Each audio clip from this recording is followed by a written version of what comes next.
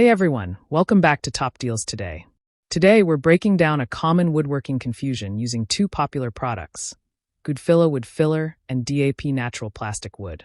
They both fix cracks and holes, but they're designed for very different situations. Let's clear it up. First up, Goodfilla Wood Filler.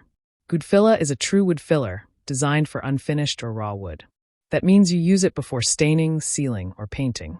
It spreads smoothly, dries fast, and sands easily, making it perfect for furniture repairs, cabinets, and fine woodworking projects. One big advantage is color matching. You can mix it with sawdust or tint to blend perfectly with your wood grain. If you plan to paint or stain, Goodfilla is the safer and cleaner choice. Now, DAP Natural Plastic Wood. DAP Plastic Wood is actually a wood putty, not a filler. It's designed for finished wood surfaces, meaning it works best after staining or varnishing.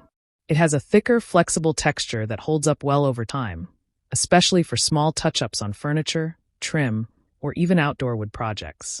Because it stays slightly flexible, it handles wood movement better than filler.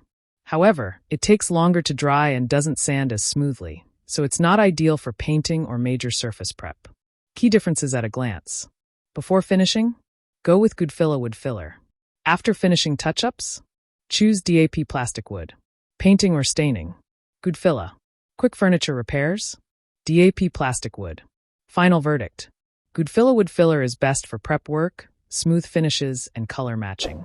DAP Plastic Wood is better for durable touch-ups on finished wood. Use the right product at the right stage, and your woodworking projects will look cleaner, stronger, and more professional. You'll find links to both products in the description below. If this video helped, give it a like, subscribe to Top Deals Today, and hit the bell for more honest tool guides. Thanks for watching, and happy woodworking!